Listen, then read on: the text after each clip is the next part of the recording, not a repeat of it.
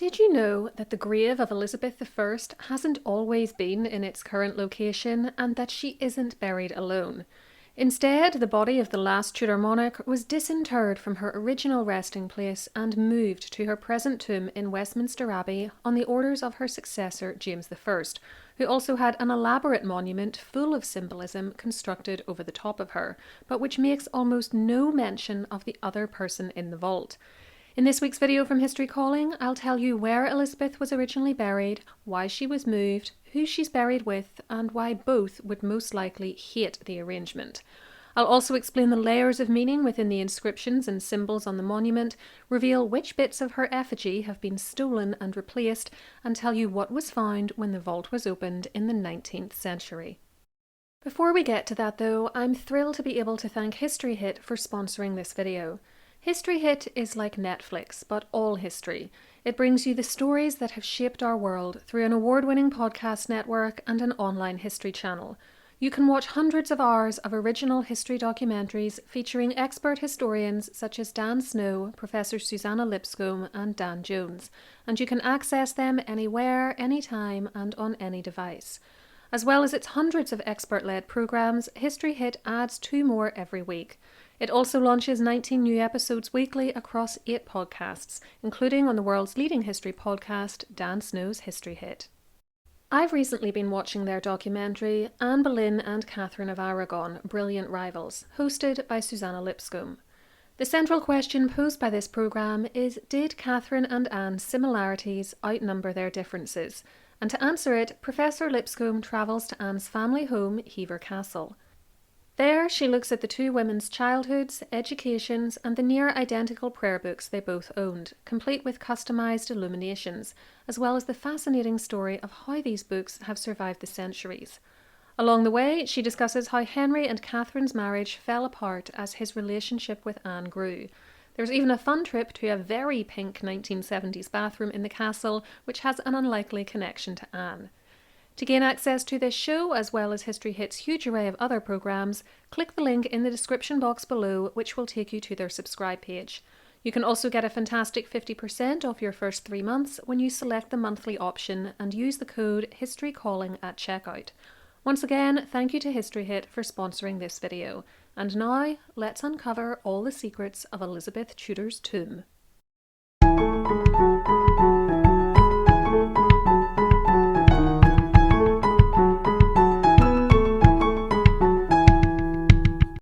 The story of Elizabeth I's grave actually starts when she was just 25, with the death of her half-sister Mary I in November 1558. Mary was duly buried in a vault in Westminster Abbey, but Elizabeth never bothered to have a monument erected to remember the troublesome sister who'd been known to lock her up in the Tower of London on occasion, and she certainly didn't fulfil Mary's wish, expressed in her last will and testament, to have the remains of her mother, Katherine of Aragon, disinterred from Peterborough Cathedral and laid to rest next to her. Nope, Elizabeth was very much a look-to-the-future kind of girl, and she made no efforts to memorialise Mary, or indeed any of her dead family, though to be fair, none of Henry VIII's children were any good at putting up memorials to their dead parents or siblings, so this wasn't just an Elizabeth thing. One interesting detail about the way in which she had her sister buried, though, was that when all the altars in Westminster Abbey, meaning the Catholic altars, because Mary had restored England, at least nominally, to Catholicism, were taken down in April 1561, the stones were carried over to Mary's grave and placed on top of it. That seems to have been it, though, for memorialising the first Tudor Queen regnant. Flash forward to March 1603, and the now 69-year-old Elizabeth was dying. On the 24th of that month, she breathed her last at Richmond Palace in London, and the throne passed to her distant cousin, James VI of Scotland, who became James I of England. Elizabeth left no will, and to the best of our knowledge, no instructions about where she should be buried. But the decision was taken to inter her in Westminster Abbey, the most popular burial place for English monarchs at that time. Her funeral was held on the 28th of April, and she was duly interred in the very impressive tomb of her grandparents, Henry VII and Elizabeth of York. This fact was recorded by one Thomas Millington in a tract about the arrival of James I in England, published that same year, and which said of the deceased queen that Thursday, the 24th of March, some 2 hours after midnight, departed the spirit of that great princess, meaning Elizabeth, from the prison of her weak body, which now sleeps in the sepulchre of her grandfather. In the normal course of things, that would have been that, but in time, James I would have other ideas. The king didn't immediately decide to provide a grand tomb for Elizabeth. It was only with some prodding from advisors that he came around to the idea, and even then it was partly because he was creating a new tomb in the Abbey for his disgraced mother, Mary Queen of Scots, at the same time. Both tombs can be seen as a way to emphasise his Tudor roots and claim to the throne, which was slightly shaky as he wasn't the preceding monarch's direct descendant, he wasn't English, and he wasn't the designated heir. This last issue was because Elizabeth steadfastly refused to name such an heir, and her father's will had actually left the throne to the descendants of his sister Mary, not his sister Margaret, who had been James's great-grandmother. As we'll see, the inscriptions and decorations on Elizabeth's monument would therefore help to connect these two monarchs, despite their distant familial relationship and the fact that they had never met. Peter Sherlock, whose article on the tomb I'll leave details of in the description box, provides a summary of the construction of Elizabeth's monument, noting that the main workman was called Maximilien Poutrin, also known as Maximilien Colt, originally from Arras in France, and that he built the monument between 1605 and 1607. It was then gilded and the heraldry decorations on it added by one John de Critz. The original fencing around it was erected by Richard Patrick. The entire thing cost £965 according to Sherlock, though Westminster Abbey's website says it was £1,485, which is a huge difference. Sherlock, though, cited several primary sources to support his claim of £965, which I was able to go check, and so his is the figure which I would believe. By the time this was all done, Elizabeth had actually already been moved into her new resting place. No point in adding fencing after all, if you're going to need to open up the vault to put a body in it, as the removal of her corpse from her grandparents' tomb took place in 1606. We know this because we have a record of a payment of 46 shillings 4 pence in the Abbey's account books that year for the, quote, removing of Queen Elizabeth her body from under Henry VII his tomb to the place where her monument now standeth. To help you understand the geography of this move, let's look at this floor plan of the Abbey published in 1909. That just happens to be the free floor plan that I came across in my research, by the way. There's not anything special to our story about the year 1909. Henry VII and Elizabeth I's tombs are actually both in an area of the Abbey referred to as the Henry VII Chapel. However, certain parts of that chapel have been sectioned off with wooden partitions so that when you're in them, it feels like you're in a different room. Elizabeth is in what is called the north aisle of the chapel. Her grandparents are in its large central section. So when you look at this picture taken in front of Elizabeth's tomb, please note the blue and white flags you can see here. Now compare that image to this one taken in front of Henry VII and Elizabeth of York's tomb, and you can see the same flags from the other side. I hope this helps to get across to you just how close these family members are. Elizabeth has only travelled maybe 40 or 50 feet from the vault in which she was originally interred. I don't know the extent to which this sectioning, which also includes some pretty old-looking pews, was in place in 1606, or how easily some or all of it might have been taken down to facilitate the move, so I'm not sure if repositioning Elizabeth was a case of just carrying her straight across the floor to the vault she's now in, or if her coffin had to be lugged out the main door of the current chapel, then in through the smaller entrance which leads into the partitioned north aisle. My gut instinct is that given the work being done to build the large monument to Elizabeth, there must have been an easier way to get materials into the north aisle than the modern entrance we see today. Despite the hassle it must have caused, this removal was evidently forgotten about for centuries, for when you look at old guidebooks for Westminster Abbey or histories of Elizabeth's life, you'll find them confidently asserting that she was always buried with Mary, and even that this is what she had wanted. This is untrue. Why would Elizabeth want to be buried with a sister who had come close to having her killed, held her under house arrest for many months, and who had tried to force her conversion to Catholicism? A burial with her illustrious grandparents, however, founders of the Tudor dynasty and whose remains were under an ostentatious tomb, made much more sense. The fact that she was originally placed there was only rediscovered in the 1990s by the historian Julia Walker. Again, I'll leave details of the article she wrote which describes this process below for you. And so I think she deserves a shout out for taking the time to go back to the primary sources and sift fact from fiction. Now let's look at the physical details of the monument and the symbolism in its inscriptions and decoration. It is comprised of a life-size effigy of Elizabeth, and in some sources I have seen this referred to as marble, and in others I've seen it referred to as stone. I can only tell you that when I was standing right in front of it and taking the pictures of it that I have, I thought that it looked like marble, but just be aware that some people say it's stone. Elizabeth is lying flat on her back, her head supported by two cushions, and is bedecked in the robes and regalia of queenship. She wears a crown and holds an orb and sceptre in her hands. She is shown in a realistic manner for someone who had died in her 70th year, and not as the ever-youthful Gloriana we see in her later portraits. Not all of the details on the statue date from the 17th century, though. The Abbey's website tells us that the gilded collar with a representation of the Burgundy or Three Brothers pendant was added in 1975 and made by Mrs. H. Hughes. The crown, designed by Janet Arnold, the cross on the orb, and the sceptre the Queen holds are also modern replacements, the originals having been stolen centuries ago. These were the gift of Mr. Brian Court Mappin. The railing around the tomb, designed by J. Peter Foster in 1983, is another modern replacement for a lost original. The Abbey website is quite right that some of the regalia had been lost, or stolen as it says, as we can see from this picture from the early 20th century that Elizabeth had no crown or collar at that point, and only a damaged orb and sceptre.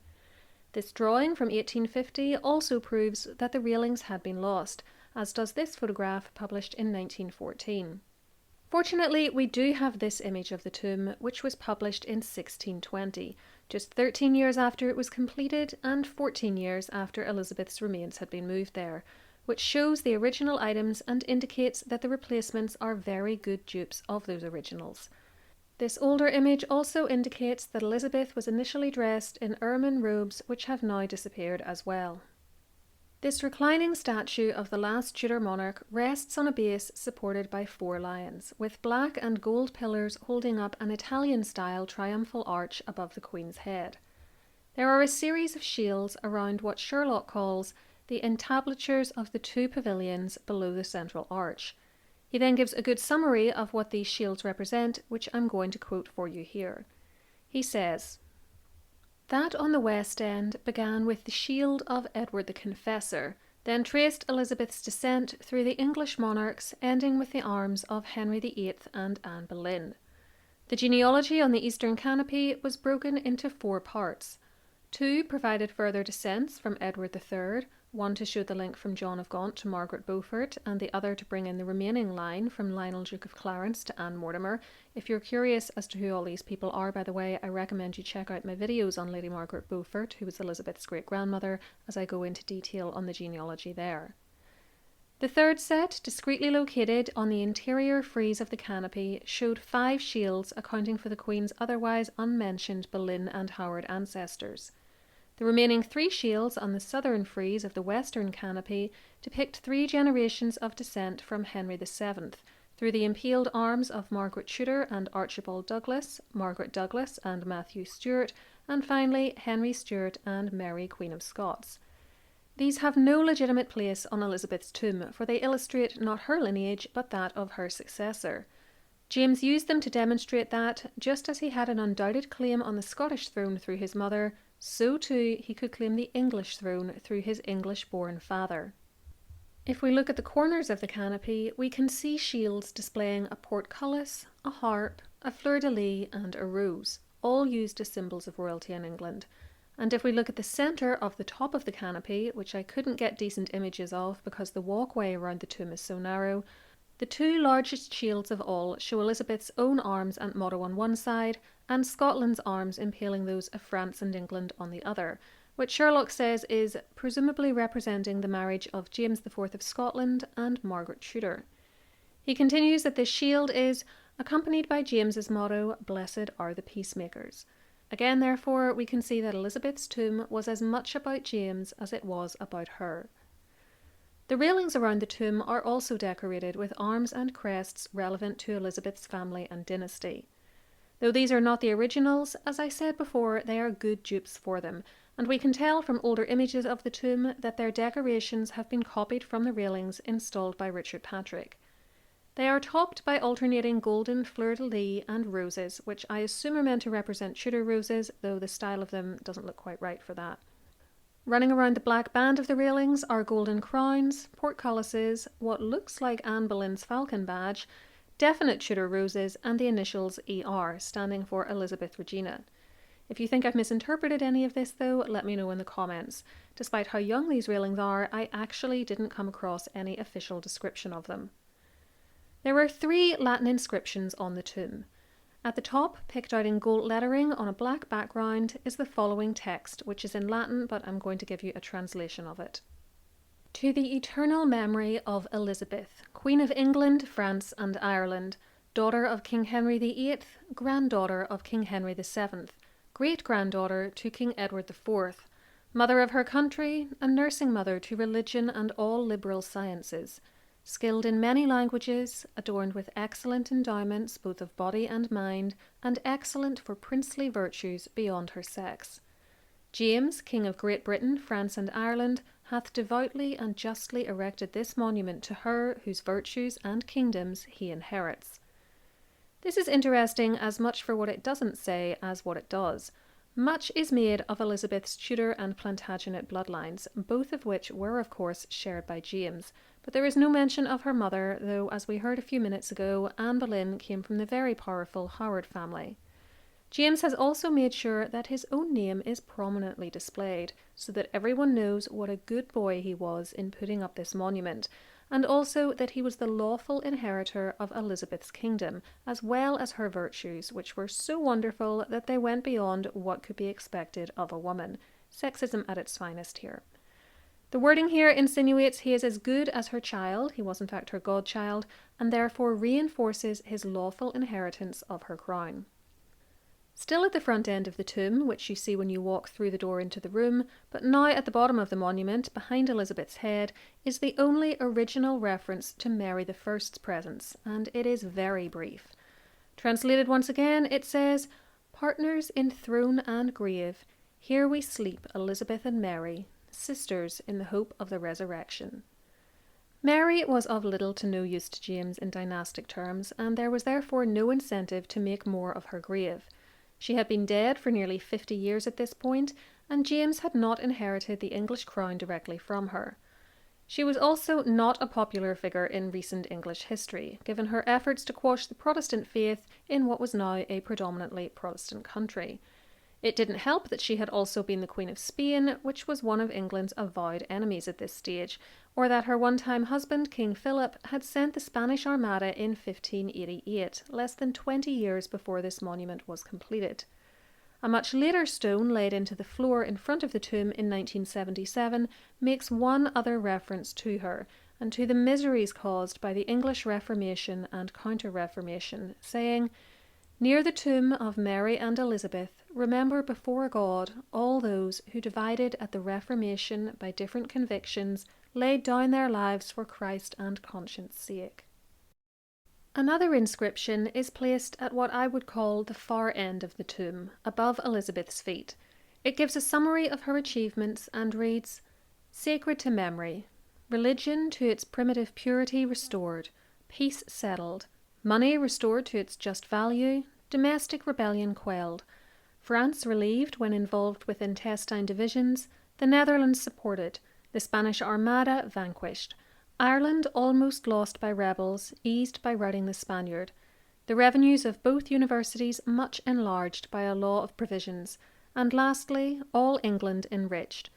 Elizabeth, a most prudent governor 45 years, a victorious and triumphant queen, most strictly religious, most happy, by a calm and resigned death at her 70th year, left her mortal remains, till by Christ's word they shall rise to immortality, to be deposited in the church, by her established and lastly founded. She died the 24th of March, anno 1602, which is 1603 in the calendar now in use, of her reign, the 45th year, of her age, the 70th. The final lines of the inscription are actually given on 2 stones at the bottom left and right of the tomb, beneath Elizabeth's feet, but they are obscured by the railings. This inscription also insinuates that Elizabeth wished to at least be buried in Westminster Abbey, and perhaps she did, but there is no surviving documentary evidence to support this conclusion. The reference to her founding the church relates to her restyling the building as the Collegiate Church of St. Peter, Westminster, in the early 1560s. The structure is obviously much older than that, but it had gone through quite a few identity changes thanks to the religious upheavals during the reigns of Henry VIII, Edward VI, and Mary I. By the by, I think Mary would have been horrified that she's ended up buried in a Protestant church. I cannot imagine that that was her intention. Elizabeth and Mary's tomb is not the only thing in the North Aisle, and though they are the only bodies in the vault beneath it, very close to them are the remains of 2 of King James's baby daughters by his wife Anne of Denmark. These are Princesses Mary and Sophia Stuart, who died in 1606 and 1607. Much more famous than these 2 unfortunate little girls, though, are the bones which lie in a white urn between their monuments, for these are supposed to be the remains of the princes in the Tower, Elizabeth and Mary Tudor's great-uncles. The bones were discovered in 1674 in a wall in the Tower of London, and though there is no actual proof that they are the remains of Edward V and his brother Richard of Shrewsbury, Duke of York, Charles II had them interred here under those names. We're now going to move forward to the 1860s, when the search was on for the remains of James I, whose exact burial place had been lost to history. In the course of looking for him, the tomb of the Tudor sisters was opened up and peered into, and a description of what was seen was published in 1869. It tells us of a low, narrow vault immediately beneath her tomb. It was instantly evident that it enclosed 2 coffins, and 2 only, and it could not be doubted that these contained Elizabeth and her sister Mary. The upper one, larger and more distinctly shaped in the form of the body, rested on the other. There was no disorder or decay, except that the centering wood had fallen over the head of Elizabeth's coffin, and that the wood case had crumbled away at the sides, and had drawn away part of the decaying lid. No coffin plate could be discovered, but fortunately the dim light fell on a fragment of the lid slightly carved. You're seeing a drawing of said fragment here. This led to a further search, and the original inscription was discovered. There was the Tudor badge, a full double rose, deeply but simply incised in outline on the middle of the cover. On each side, the august initials ER, and below the memorable date 1603. The coffin lid had been further decorated with narrow moulded panelling. The coffin case was of inch elm, but the ornamental lid containing the inscription and panelling was of fine oak, half an inch thick, laid on the inch elm cover. The whole was covered with red silk velvet, of which much remained attached to the wood, and it had covered not only the sides and ends, but also the ornamented oak cover, as though the bare wood had not been thought rich enough without the velvet. The main point I'd like to highlight here is that Elizabeth's coffin was, and most likely still is, sitting on top of Mary's, a situation which the elder sister would no doubt have hated with a passion. I doubt either of them would have opted to be buried together. Mary wanted to be with Katherine of Aragon, remember, but given their fractious relationship and the fact that Elizabeth's mere existence wrought so much damage in Mary's life, to have her little sister literally come out on top, even in the grave, would be the final slap in the face to Queen Mary, and not the way she would have wanted to spend eternity, or at least the last 400 plus years and counting. The Victorian intrusion is, to the best of my knowledge, the last time the vault was opened, and if you've seen my playlist on deaths and corpses, which covers the afterlife adventures of many a royal body, you'll appreciate just how lucky Elizabeth and Mary are to have apparently been left alone in their coffins since they were placed in them. Many others have been horribly mutilated and their remains dispersed. I hope you've enjoyed this virtual tour of the tomb of the 2 most famous Tudor sisters. Yes, I think they're more famous than their aunts Mary and Margaret, before anyone asks. Thank you to those of you who support me over on Patreon for your unstinting kindness, which helps me to keep creating these videos for you, and to those of you who donate to the channel using the thanks button underneath videos, as this is also incredibly generous of you. Let me know in the comments below how you think Mary and Elizabeth would react to their burial arrangements, and until next time, keep learning.